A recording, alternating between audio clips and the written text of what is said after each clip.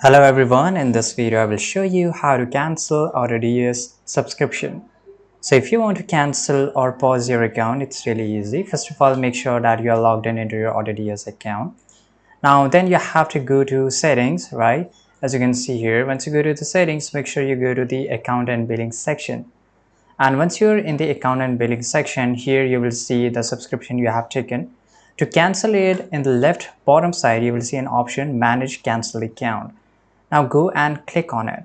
Once you go and click on it, you will get this option that are you sure you want to pause your account?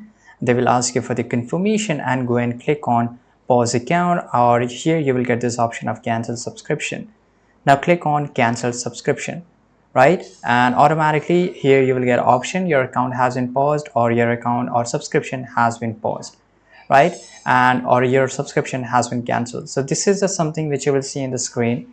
You can do it instantly. It's really easy. I hope you found this video very useful. Subscribe.